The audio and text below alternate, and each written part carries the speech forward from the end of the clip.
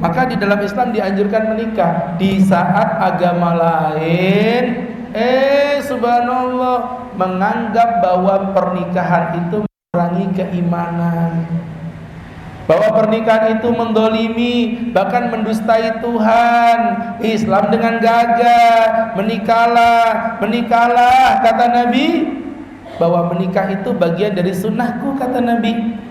Ya, maka menikah ini bagian dari sunnah Rasulullah sallallahu alaihi wasallam. Faman raghiba an sunnati falaysa minni, barang siapa yang membenci sunnahku maka dia bukan bagian dari umatku.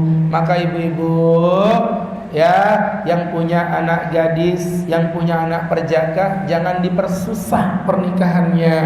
In ja'akum rajulun mimman tardawnahu, jika datang seorang laki-laki yang kau ridhoi agamanya, jangan kau tolak. Wa illa, namun kau tolak, takun fitnatun wa fasadun kabir, akan terjadi fitnah dan mudarat yang luar biasa. Maka Ustaz minta enggak usah dipersusah.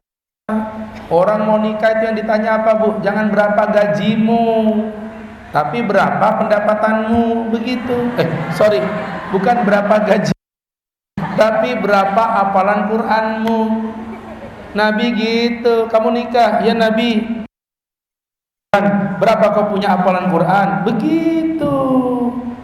Ada kiai Bu punya anak cantik, dilamar 3 cowok ganteng-ganteng, Pak. Kiainya bingung, aduh sama ganteng, pinter, solih, kaya, lengkap semuanya. Udah tes hafalan Quran. Yang pertama, namamu siapa?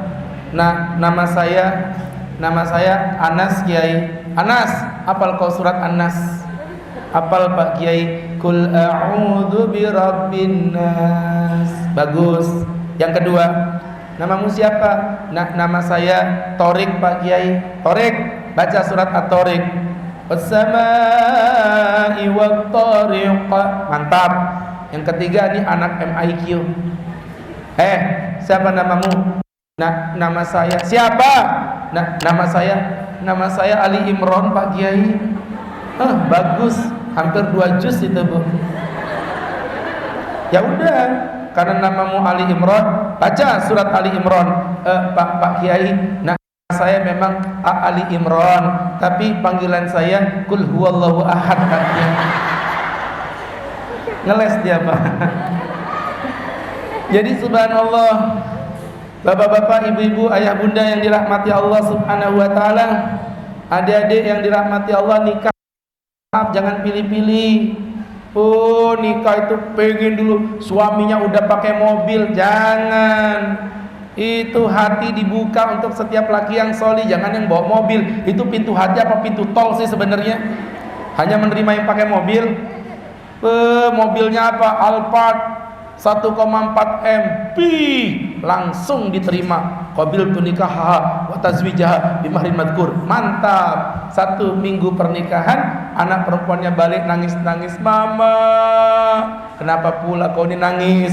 Suamiku, suamimu orang kaya. Kenapa? Mobilnya rental, ternyata rental. Jadi teman-teman, jangan cuman fokus pada yang ganteng, ya adik-adik ya. Fokus pada yang solih. Jangan fokus pada yang ganteng, jangan fokus pada yang cantik, tapi fokus pada yang solih. Karena laki-laki yang ganteng hanya akan membuat laki-laki menatap, tapi laki-laki yang solih akan membuat wanita menetap. Jadi teman-teman yang dirahmati Allah subhanahu wa ta'ala, nih poinnya tadi Ustaz sudah sebutin. Jadi tujuan pernikahan udah ada, maka menikah itu jauh lebih baik. Jangan ditunda-tunda. Hukum menikah ulama bagi menjadi 5 bagian. Ulama bagi menjadi 5 bagian. Apa saja Pak Ustadz? Yang pertama, teman-teman yang berbahagia, yakunu wajib. Pernikahan bisa menjadi wajib, Pak. Serius Pak Ustadz? Serius. Nikah hukumnya wajib kalau, dengerin, sudah punya kemampuan ekonomi yang cukup, punya kemampuan seksualitas yang normal, Kemampuan ekonomi cukup Pak Ustadz, sudah dapat gaji ya walaupun cuma 2 juta, 2 juta setengah, tapi disyukuri. Kemampuan seksual normal Pak Ustadz, buktinya guling kempes semua Pak Ustadz. Ya, hidup di daerah yang mudah berzina. Jadi teman-teman, Balikpapan mudah berzina. Kenapa Tat? Karena memang prostitusi online lagi marak Bu. Saya tuh kadang-kadang bingung, itu IKN menghadirkan berapa puluh ribu orang luar Balikpapan. Itu proyek-proyek besar menghadirkan berapa ribu orang yang datang ke Balikpapan. Ibu sadar mobil-mobil sudah nggak KT lagi rata-rata. Kebanyakan sudah nomor platnya B. Berapa puluh ribu orang datang ke Balikpapan dan rata-rata mereka tidak membawa istri. Terus buang ludahnya kemana?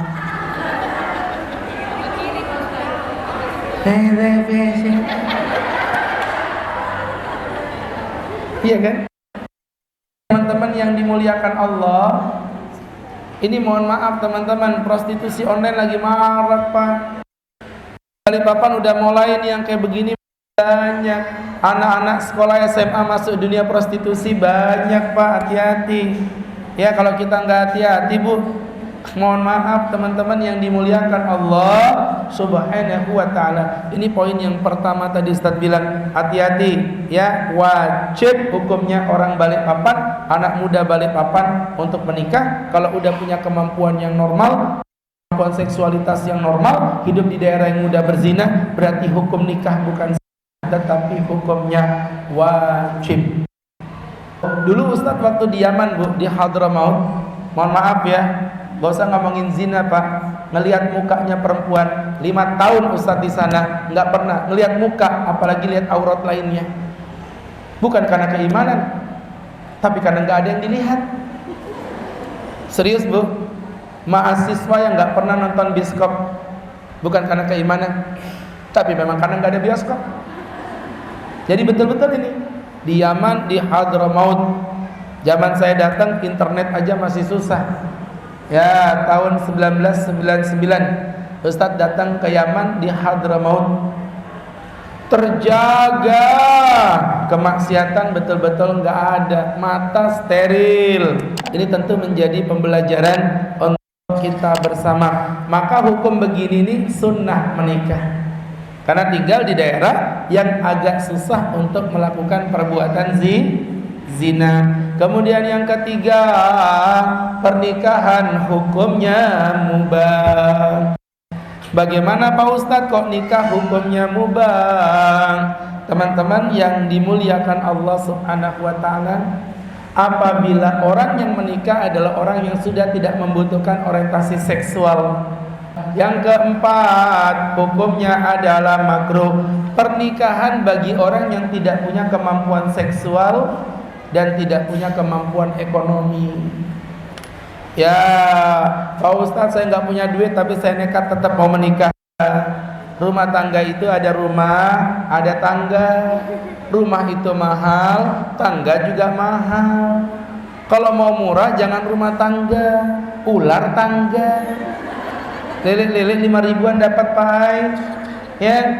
Jadi teman-teman yang berbahagia, dengerin Ustadz, namanya rumah tangga. Ini butuh dana, butuh fulus. Fulus, apapun dengan fulus, mulus. Tanpa fulus, mangfush. Ya Bu, pernikahan memang butuh ini. Apa ini? Cinta, astagfirullah, fulus. Oh ala matre. Cinta itu memang butuh cinta, tapi cinta ini kalau nggak bergerak lama-lama mati, maka butuh bergerak begini Bu. Nah, maka saya bilang cinta didirikan dengan perasaan, kita akan hidup dengan penghasilan, begitu. Makanya butuh dana. Istri cantik suruh pakai skincare, bapak bayarin. Istri suruh cantik tapi nggak disuruh ya pakai skincare, mukanya glowing. Kalau mau tidur kasih putih-putih, timun, bawang merah, bawang putih, terasi. Udah kayak nasi goreng muka ibu itu ya. Ya Bu, dandan nanti biar cantik depan suami. Nah maka itu tadi Ustaz bilang memang butuh dana. Nah termasuk uang. Maka yang belum punya duit gimana Pak Ustaz? Puasa. Faman lam yastati fa'alaikum bisyam. Kalau kamu enggak mampu maka berpuasalah. Fa anna lahu wajah. Karena dalam puasa ada obatnya. Jadi buat para bujang yang belum punya duit, enggak bisa menikah, maka bertahanlah. Dengan apa Pak Ustadz? Dengan berpuasa. Jadi Bapak Ibu yang dirahmati Allah, yang tidak punya kemampuan seksual yang normal, hati-hati ya. Yang tidak punya kemampuan seksual normal juga sama Pak, dia dimakruhkan untuk menikah karena mendolimi wanita. Saya itu punya pengalaman akan perempuan di daerah salah satu komponen ya, saya nggak mau sebut namanya, inisialnya Pertamina. Jadi subhanallah, Ustadz nikahkan Bu, yang perempuan cantik, yang cowok ganteng, artinya udah perfect dong. 6 bulan si cewek datang ke rumah saya, Pak Ustadz, saya mau doa restu. Apalagi kan udah nikah, saya mau bercerai. Umai, kenapa kau bercerai?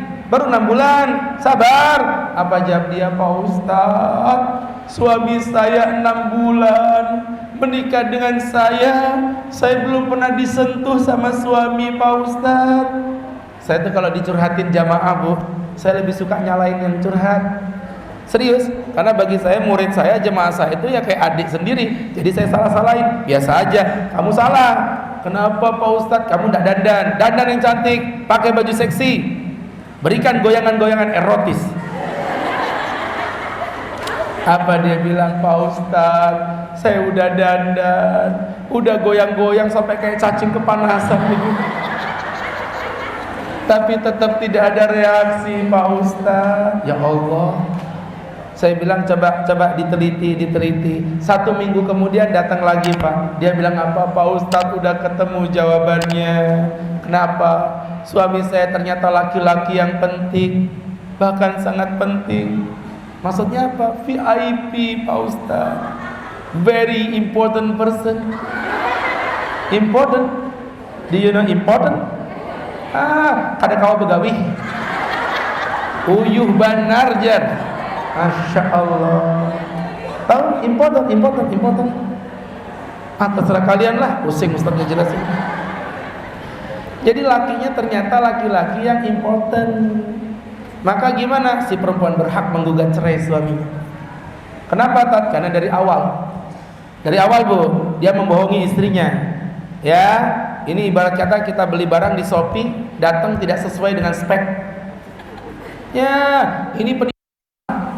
Maka perempuan boleh menggugat suaminya. Tapi kalau nikah normal, tapi karena suaminya kebanyakan minum gula darah, akhirnya suaminya vitalitasnya berkurang, ya ibu bersabar.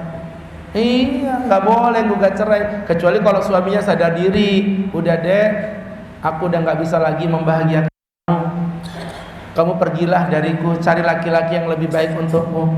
Tidak Mas, aku menerima kamu apa adanya. Cintaku telah tercacap di dalam dada, meraung-raung di dalam jiwa, menusuk-nusuk dalam pembuluh darah. Romantis bukan asam urat.